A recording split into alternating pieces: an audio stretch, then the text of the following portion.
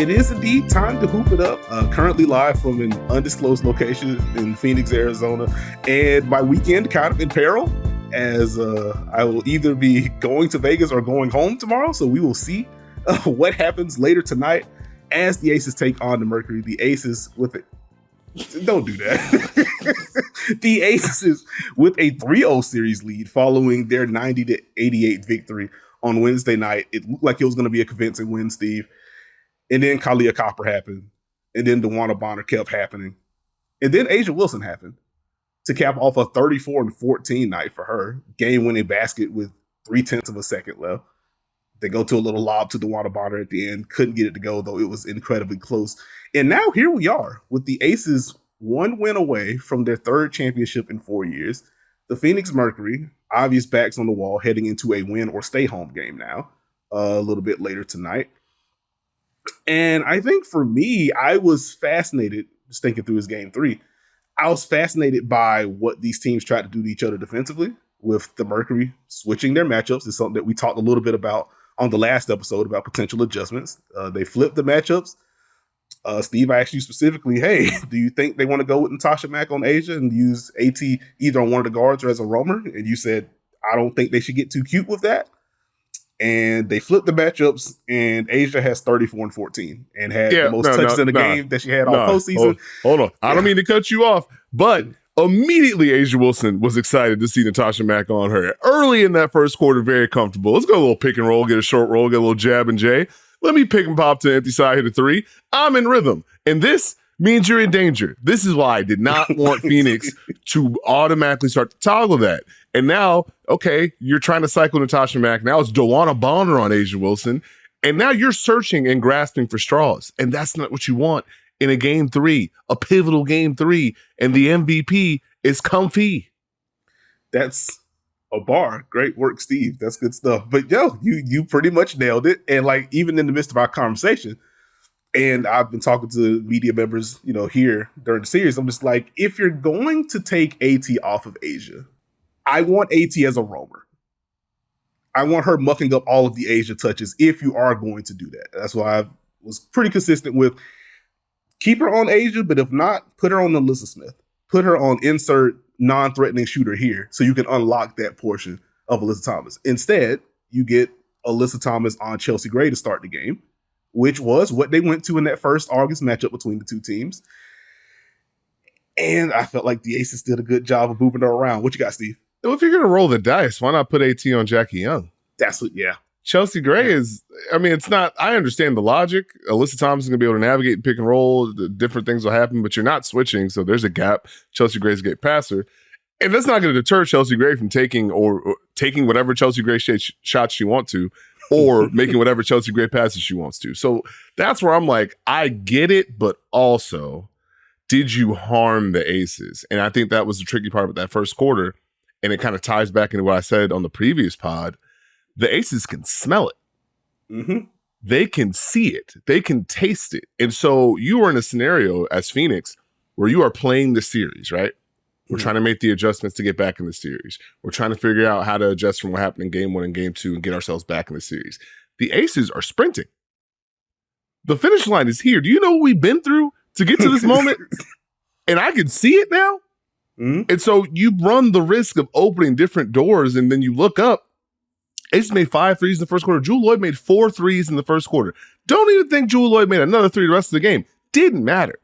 Timely baskets mean so much in a playoff series, in a final series, in an elimination scenario, and you just open too many doors when you don't necessarily put a team in a position that they need to be put down, I guess. Yeah, no, I think that's fair. And I think even to the AT of it all, like we did see more of her on Jackie Young once the Aces went to their smaller lineups. But to your point, no, I want to cut the head off of the Jackie A'ja pick and roll if we want to try to take that particular action away from the Aces. This is something that you, Steve, have been consistent on. Like, hey, how have you felt about the Aces pick and roll in game 2? How have you felt about, do you feel like they're getting better at this? Do you feel like they're getting more comfortable? You just have to, like, the matchup toggling for me is not a problem. You have to maximize your matchup toggling if you're going to go to that. And it just felt like they left some things on the table. And this is where you get, the first 3 quarters of the game at the very least for the Aces, where they end up going up as much as 17 in the game. It's like, ooh, well, this is kind of tough. This is what you want. And it was a weird thing for me to witness in person because I'm looking at them Phoenix toggling the matchups, them once again toggling their offensive approach. It felt a lot closer to game one with some of the interior shots, touches, some of the mismatch hunting that they went to, particularly off the ball. It's like, this doesn't feel like a bad game plan from Nate Tibbetts. Like, I understand what he's trying to get to. They're executing, at least in that first half. Like, the 3-point shot making wasn't there for Phoenix. But I'm just like, a lot of those misses were coming off of like good process possessions for me. But as you mentioned, Jewel Lloyd, 12 in the first quarter. Asia had 10 in the first quarter. You get to the second quarter here. Well, here comes Jackie Young now. Just like, oh no. And as you always say when it comes to playoff time, especially once you get closer to closeout games, we don't have to be like the A-plus versions of ourselves. We just need stuff. But you got the Dane Evans game in game one. You got Jackie and Asia in game two. You got Asia and Jackie in game three. And now in game four, let's say Phoenix toggles the matchups again. Let's say they do actually stick with AT not on Asia, but they put her on Jackie full time now. What if this becomes Chelsea Gray now finally has one of the shot making games that she just has not had in the series to this point? And now she just sprinkles in 6 mid-range jumpers over Monica Koamakani or someone else. It's like, well, darn. What do we do now? What if this is the 12-10 game from Alyssa Smith? Hasn't been a good series for her, but like, what if she now offensive rebounds, get some cuts? It's just like, oh no. Now, hold on. Melissa Smith been working defensively. Hey, hold on, easy. We got some people to talk about in this series. We're gonna get to it. Don't worry about it. What I would say is, if you go back to the game three, the end of the second quarter was massive for both teams in the sense that the Mercury had scrapped and battled and fought and pushed their way back to a 3-point game. The Aces respond and push that lead back, and now you're like, what do we need to do? What are we searching for? How do we get here? I think it's going to be very interesting to see how Phoenix wants to try and approach, because you got to throw everything out there. So are you going to double Asia Wilson and just say, you know what? As opposed to our strategy of saying, you're going to get yours, we have to live with this, do we just try and take you away and make everyone else beat us?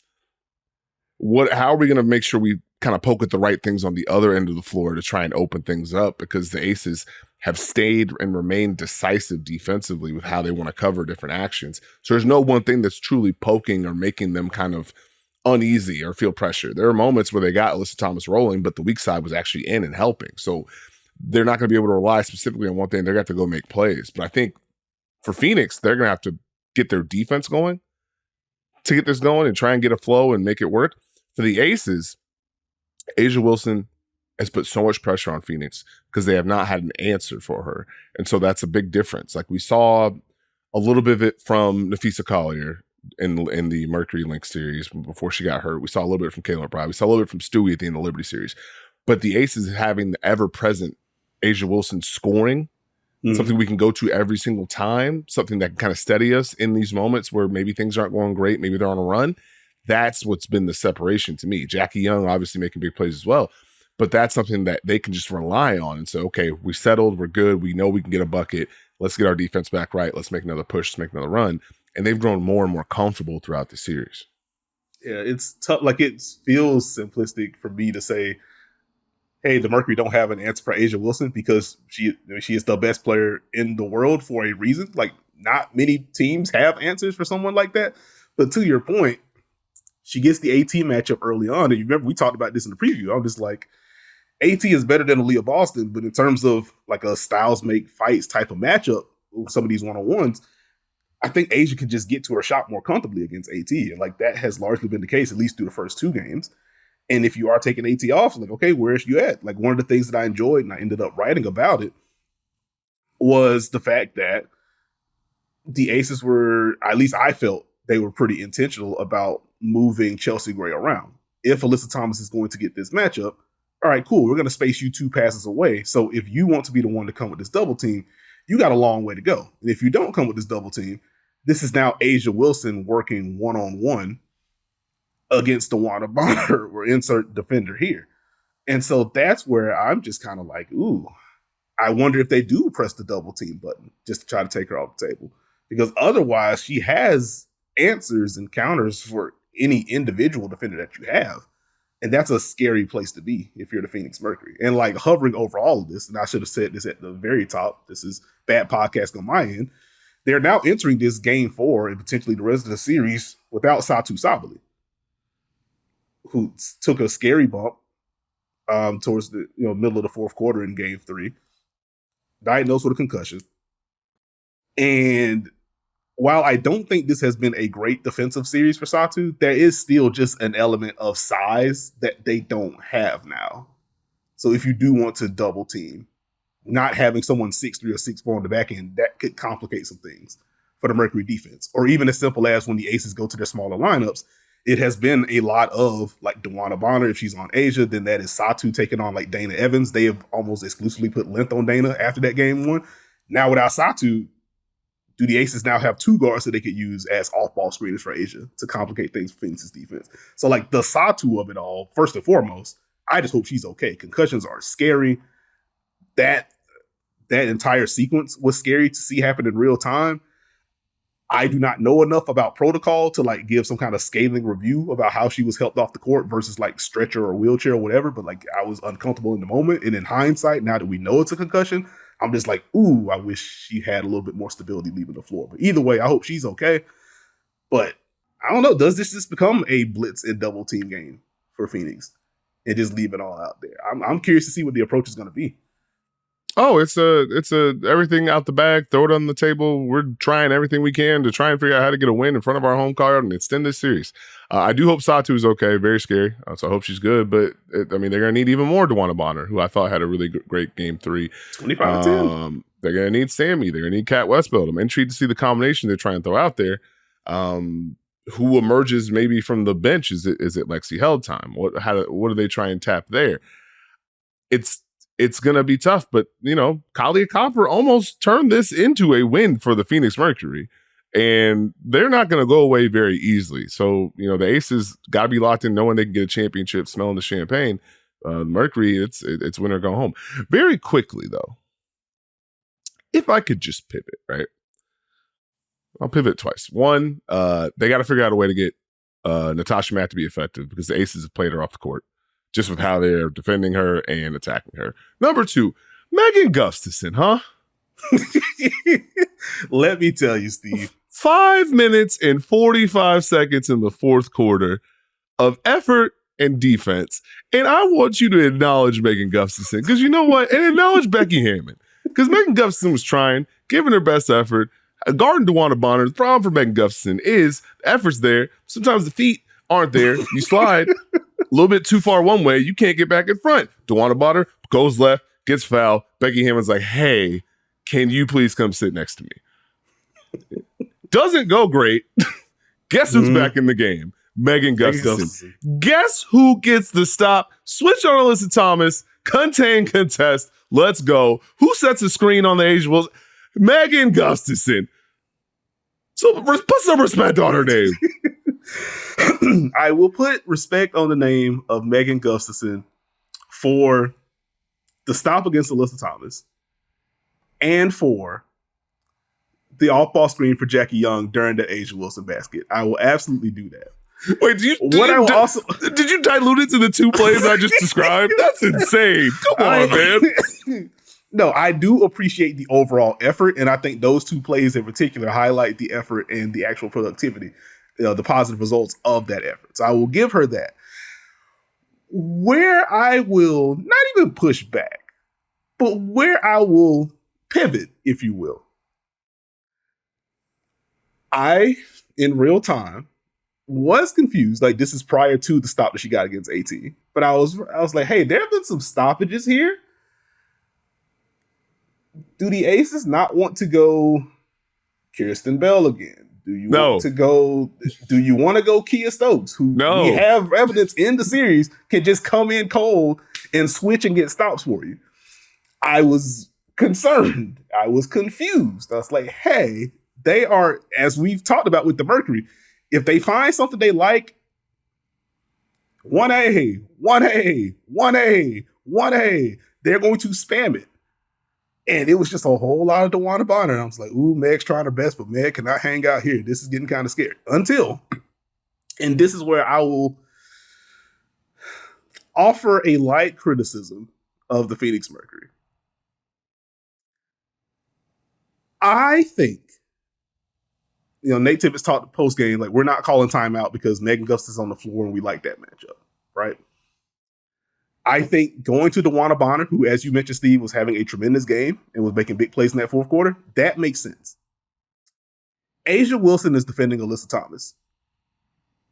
Jackie Young, who is a very good defender in her own right when she's locked in, is smaller than A'ja Wilson, not as good of a defender as A'ja Wilson, and she is defending Kalia Copper, who just ripped off 11 points in a minute and a half. I would have liked some Ka and DeWanna action to close out the game. Here you go with process, man. Which I'm just saying, because my thing is the Aces on that crucial Megan Gustafson stop. They switched the pick and roll because it's just two, quote unquote, two bigs in action together. And so you get Meg switched on to AT, and she does a good job of containing and contesting the drive. If this is DeWanna and Ka, the Aces may still choose to switch that. And now it is Meg Gustafson dealing with a drive from Kalia Copper. And I think it is fair to argue that Ka is a better driver and finisher than AT is, especially considering what we had literally seen from Ka in the quarter. And so I poke it. This is playing the results. This is playing the result. I don't think it's playing. No, I'm going to tell you why, right? Very quickly. Okay. How can you at the one time be concerned that Megan Gustafson is on the court, have a coach recognize, hey, Megan Gustafson's on the court, and then be upset with Megan Gustafson's matchup plus our best player in action together? The math is not mathing to your boy.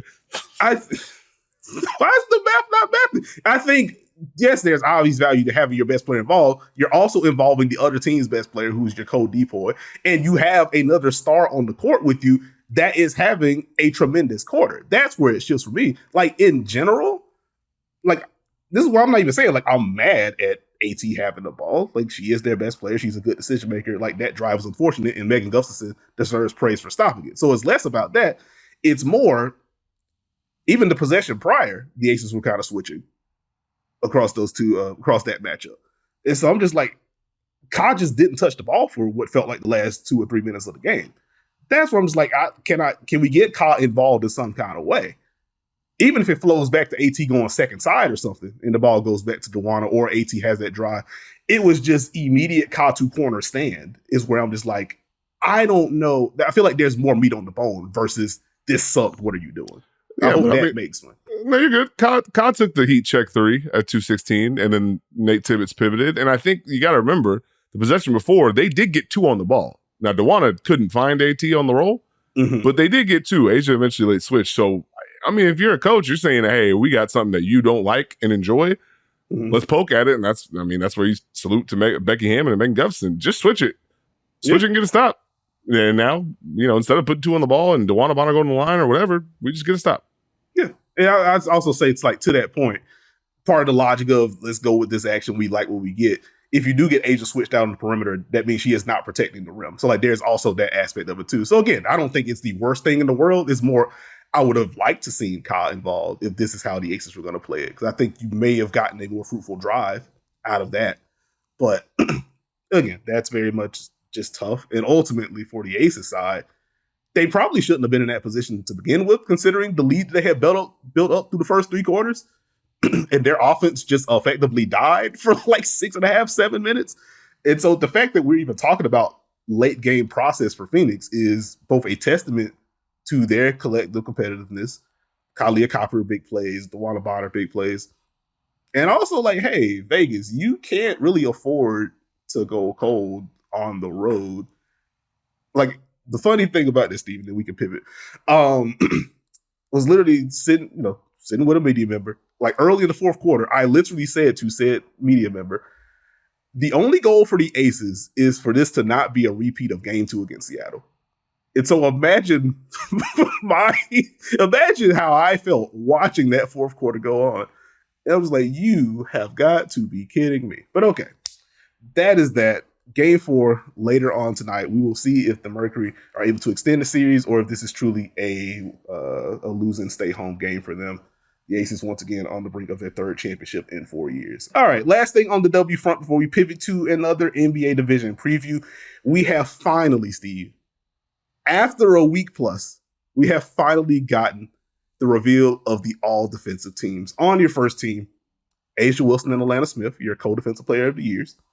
Alyssa Thomas, Nafisa Collier, Gabby Williams. There's your first team. On the second team, Veronica Burton, Ryan Howard, Brianna Stewart, Ezzy Matbagor, and Aaliyah Boston. Any surprises? Any complaints? How did you feel about the all defense teams? No, 2 thumbs up. I think the voters got it right. I think everyone here deserved to be recognized. I thought you had some really good defensive campaigns. I like that Veronica Burton and Ryan Howard got recognized for their defensive efforts. Respect guard and wing defense. Doesn't have to just be bigs, but they nailed it. You know, I got no complaints. 10 out of 10 for me. What about you, sir? The smile is killing me. No real complaints from me. As I end up tweeting, because I revealed my fake ballot. I don't have an official awards ballot. I went 9 for 10. The only change on my second team, I had Monika Cole-Makani instead of Aaliyah Boston, but Aaliyah Boston was on the short list for me, as was Alicia Gray, who also had an argument for this. So for me, I have no qualms. Like, the first team made a ton of sense. The overall second team made a lot of sense. I do think, in general, and the all WNBA teams are expected to be released later today, so that'll be post-recording. We'll get to that next week. But I think with Aaliyah getting highlighted, it further shines a light on the underrated nature of her season, it would appear. And so hopefully she also adds an all W second team selection to her belt. But I thought she was really good defensively for Indiana this year. And so it's cool to see her get recognized, even though, again, I would have went Monique.